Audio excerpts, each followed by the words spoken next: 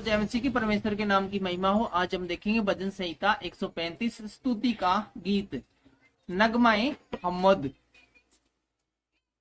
इसकी पहले आयत को पढ़ते हैं जल्दी से। यह की स्तुति करो, यहोवा के नाम की स्तुति करो, हे यहोवा के सेवको तुम स्तुति करो। पहली आयत में बहुत बार कहा गया है कि यह की स्तुति करो, यहोवा के नाम की स्तुति करो, यहोवा के सेवको तुम स्तुति करो। और कुछ भी नहीं करना है। सबसे पहला काम हमें, चाहे आप यहोवा के सेवक हो, पास्टर लोग हो या फिर नॉर्मल विश्वासी भाई हो, सबसे पहले काम है परमेश्वर के पास आकर उसकी स्तुति आराधना करनी है। हम किसी प्रार्थना विषय को लेकर आए हैं तो भी हमें सबसे पहले परमेश्वर को नहीं बताना है कि हमें ये चीज चाहिए। सबसे पहले आप परमेश्वर की स्तुति आराधना कीजिए, बार बार कीजिए, और उसके बाद जब एक माहौल बने, एक तैयारी हो, उसके बाद ही आपने जो चाहना है वो मांगना है। और इस भजन संहिता का शीर्षक है वो भी है स्तुति का गीत। इसलिए स्तुति के बारे में विशेष रूप से इस भजन संहिता में हमें सीखने को मिलेगा। हमें पता चलेगा स्तुति की क्या वैल्यू है, क्या महत्व है, क्यों बार बार लेखक हमें स्तुति करने के लिए बोल रहा है। तुम जो यहोवा के भवन में अर्थात हमारे परमेश्वर के भवन के आंगनों में खड़े रहते हो, यह की स्तुति करो क्योंकि यहोवा भला है, उसके नाम का भजन गाओ क्योंकि वह मनोहर है। परमेश्वर भला है और मनोहर है, और उसके भवनों में तुम जो दिन रात खड़े रहते हो, इसलिए उसके भवनों में खड़े हो तो चुपचाप नहीं रहना है, परमेश्वर की स्तुति करनी है, आराधना करनी है, उसकी भलाई की वजह से, उसके मनोहर होने की वजह से। और चौथी आयत कहती है, या ने तो याकूब को अपने लिए चुन लिया, अर्थात इजराइल को अपना निज धन होने के लिए चुन लिया है। इजराइल देश है, उसको परमेश्वर ने चुन लिया है। अभी नया नियम आने के बाद में समस्त जो विश्वासी हैं वो इजरायली बन गए हैं। पुराने समय में एक देश का नाम ही इजराइल था, एक सिटी का नाम ही इजराइल था, लेकिन अब हर एक व्यक्ति जो परमेश्वर को जानता है, जिन्होंने यीशु मसीह को अपना परमेश्वर स्वीकार किया है, वो इजरायली है। 5वीं आयत बताती है, मैं तो जानता हूं कि हमारा प्रभु यहोवा सब देवताओं से महान है। हालांकि परमेश्वर को छोड़कर और कोई देवता नहीं है, फिर भी जो कोई अन्य देवताओं में, मिट्टी के देवताओं में या मूर्तियों में विश्वास करते हैं या किसी और में विश्वास करते हैं, तो समझो वो सही नहीं है। हमारा परमेश्वर ही रियल गॉड है और वो सबसे महान है। वो जिंदा और जलाली परमेश्वर है और जिंदा लोगों के मध्य में शासन करता है।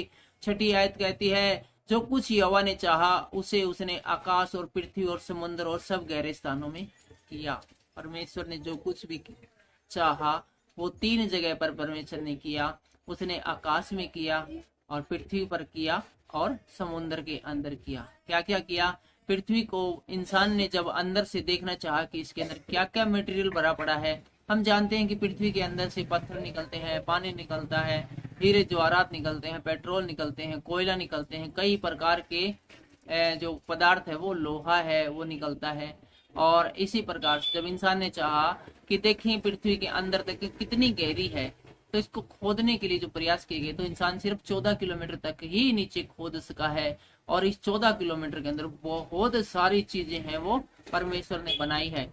अब देखने वाली बात यह है, समझने वाली बात यह है कि पृथ्वी के अंदर कौन झांक कर देखता, कोई भी नहीं। फिर भी परमेश्वर ने इतनी कीमती चीजें पृथ्वी के अंदर बनानी जरूरी समझी। और प्रकृति की सुंदरता यदि देखनी है तो आप यात्रा करके देखिए कि परमेश्वर ने कितनी खूबसूरत पृथ्वी को बनाया है। इसके अलावा हम बात करें आकाश की, तो न सिर्फ आकाश का निर्माण किया, बल्कि आकाश के अंदर कितने सारे ग्रह, उपग्रह हैं, सूरज, चंद्रमा, तारे हैं, और पता नहीं क्या क्या चीजें भरी पड़ी है। ये चीजें वही बेहतर जानते हैं जो कि चांद की सैर करके आए हैं, या फिर मंगल ग्रह पर आए हैं, जाकर आए हैं, या रॉकेटों में भ्रमण करते हैं, या फिर जो हवाई यात्राएं करते हैं। उनको पता है कितनी अद्भुत चीजों से आकाश है वो भरा पड़ा है। तीसरी चीजें समुद्र है। समुद्र के अंदर इतने सारे जीव जंतु रहते हैं, समुद्र की एक अलग ही दुनिया है।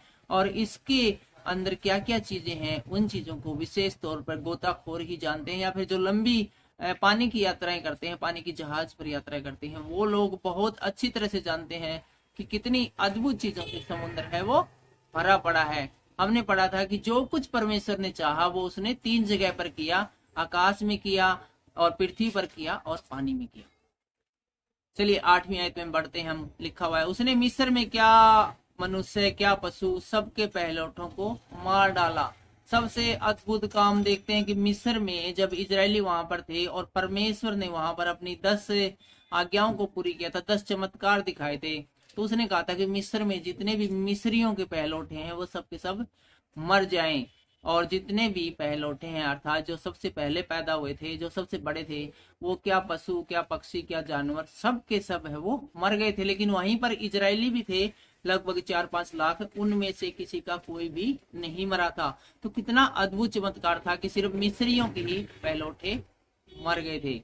और 9वीं आयत कहती है, हे मिस्र, उसने तेरे बीच में फिरौन और उसके सब कर्मचारियों के बीच चिन्ह और चमत्कार किए। और यहाँ पर लेखक मिस्र से कहता है कि हे मिस्र देख, तूने कितने बड़े चमत्कार है वो परमेश्वर के देखे हैं, तेरे लोगों ने देखे हैं, और ये एक बड़ी बात है कि तुम लोगों ने इतने बड़े चमत्कार देखे हैं, फिर भी तुम नहीं सुधरे हैं, तुमने हमारे परमेश्वर की ओर ध्यान नहीं दिया है। 10वीं आयत कहती है, उसने बहुत सी जातियां नष्ट की और सामर्थी राजाओं को, अर्थात एमोरियों के राजा हिशोन को और बाशान के राजा ओग को और कनान के सब राजाओं को घात किया और उनके देश को बांटकर अपनी प्रजा इजराइल का भाग होने के लिए दे दिया। जो लोग मूर्ति पूजक थे या परमेश्वर को मिथ्या समझते थे या कुछ नहीं समझते थे, ऐसे लोगों को परमेश्वर ने मारकर उनके राजाओं को भगाकर वो सारे के सारे देश है वो इजरायलियों को दे दिए थे, क्योंकि इजरायली है वो परमेश्वर की निज प्रजा है, उसके बेटी बेटियों के समान है। 13वीं आयत बताती है, हे यहोवा तेरा नाम सदा सितर है,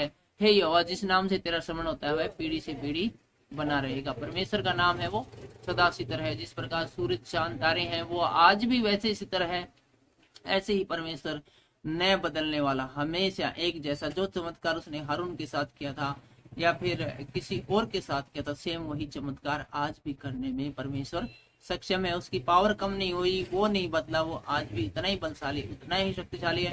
जरूरत है तो उसको पुकारने की, सही तरीके से पुकारने की। जो भी उसको पुकारेगा परमेश्वर उसकी सुनेगा और उसको मनचाहा वरदान देगा। 14वीं आयत कहती है, यहोवा तो अपनी प्रजा का न्याय चुकाएगा और अपने दासों की दुर्दशा देखकर तरस खाएगा। इसका मतलब क्या हुआ कि चाहे आप कितने भी दबे कुचले हो, कितनी बड़ी मुसीबत प्रॉब्लम में हो, यदि आप परमेश्वर को पुकारेंगे तो परमेश्वर आपका न्याय करेगा। न्याय करने का मतलब आपको है वो आपकी प्रार्थनाओं को सुनकर आपको उस विकट परिस्थिति से, उन जटिल परिस्थितियों से निकालेगा जिसमें कि आज आप फंसे हुए। याद रखें, ये जो हमारे जीवनों के अंदर जो प्रॉब्लम आती है, जो विकट परिस्थिति आती है, ये हमें परमेश्वर की ओर भी नजदीक ले जाती है।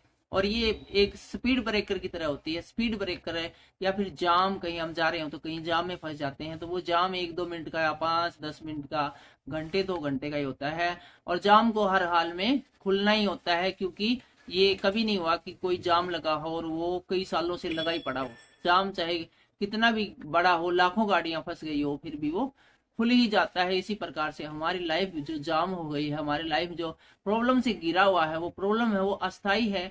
और परमेश्वर के साथ यदि हम उसको पकड़े रहेंगे, उसको नहीं छोड़ेंगे, जिस प्रकार एलिया नबी का जो पल्लू है वो एलिसा ने नहीं छोड़ा था और कहा था कि मैं तेनू नहीं छोड़ना।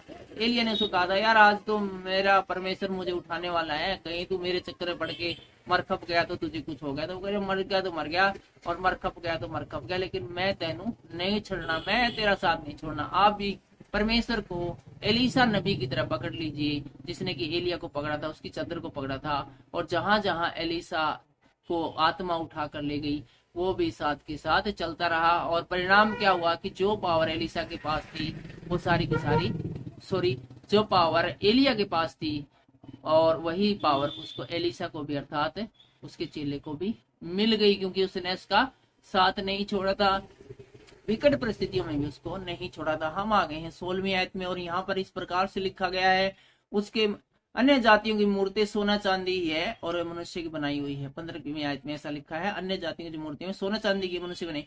सोना चांदी से आप चाहे कितनी भी बेशकीमती आप मूर्ति बना लो, आप चाहे 100 करोड़ रुपए की कोई मूर्ति बना लो, वो कहलाएगी तो ही मूर्ति ही, वो इंसान नहीं कहलाएगी, वो भगवान नहीं कहलाएगी। उसके मुंह तो रहता परंतु बोल नहीं सकती, उसके आंखें तो रहती परंतु वो देख नहीं सकती। चाहे कितनी भी कीमती आप धातु की मूर्ति बना लो, वो बोल तो सकेगी नहीं, वो देख तो सकेगी नहीं, वो सुन तो सकेगी नहीं। और यदि सुन भी सकेगी तो वो फिर जैसे माइक से सुना जाता है वैसे सुनेगी, बोलेगी भी तो फिर उसके अंदर आजकल जो आधुनिक सिस्टम से ही बोलेगी। एक इंसान की तरह या एक परमेश्वर की तरह वो बातें नहीं करेंगे, क्योंकि वो एक बुत है और बुत कभी अपने आप से कुछ नहीं कर सकते। जो उसको कमांड देते हैं वही करता है, एक कंप्यूटर की तरह। कंप्यूटर को जब तक हम कोई कमांड नहीं देंगे वो कुछ भी नहीं करेगा। कहीं आग लग रही होगी तो कंप्यूटर चाहे कितना भी माइंडेड दिमागदार हो, वो उठकर उसको नहीं बुझा सकता, क्योंकि उसके अंदर ऐसी कोई कमांड नहीं डाली गई है। 17वीं आयत कहती है उसके कान तो रहते परंतु वो सुन नहीं सकती, न उसके कुछ भी सांस चलती है। मूर्तियों में कोई सांस नहीं होती और उसके नए कान होते हैं, यदि कान हो भी तो वो सुन नहीं सकते। वो कान ऐसे ही बनाए गए हैं देखने के लिए, ताकि देखने वाले को अच्छा लगे। 18वीं आयत है, जैसे वे हैं वैसे उसके बनाने वाले भी हैं, उस पर सब भरोसा करने वाले भी वैसे हो जाएंगे। जैसे मूर्तियां हैं उसके बनाने वाले भी बेवकूफ है, और वो मूर्तियां भी ऐसे बनाने वाले की इंसान की बनाई हुई चीज है, परमेश्वर कैसे हो सकती है। इसलिए जो उसके ऊपर भरोसा करेगा वो धोखा खाएगा और नरक की आग में डाला जाएगा। उसका कोई काम बनेगा नहीं, बल्कि उसका जो बना बनाया काम है वो भी बिगड़ जाएगा। 19वीं आयत में हम जाते हैं तो देखते हैं कि हे इजराइल के घराने यहोवा को धन्य कहे, हे हारून के घराने यहोवा को धन्य कहे। यहाँ पर इजराइल और हारून के घराने को परमेश्वर की जय जयकार करने के लिए कहा गया है। हे लेवी के घराने यहोवा को धन्य कहे, और उसके साथ साथ लेवी को घराने को भी परमेश्वर को धन्य कहा गया है। और हे यहोवा के डरवियो यहोवा को धन्य कहो। और जो परमेश्वर से प्यार करते हैं और उसको पकड़े रखते हैं, सब लोग जो परमेश्वर से प्यार करते हैं परमेश्वर को धन्य कहें, उसकी जय जयकार करें। और अंतिम लाइन में इस प्रकार से लिखा है, यहोवा जो यरूशलेम में वास करता है उसे सियोन में धन्य कहा जाए, यह की स्तुति करो। आज के इस अध्याय में इतना ही, मिलते हैं अगली भजन संहिता में। फिलहाल के लिए जय हिंद।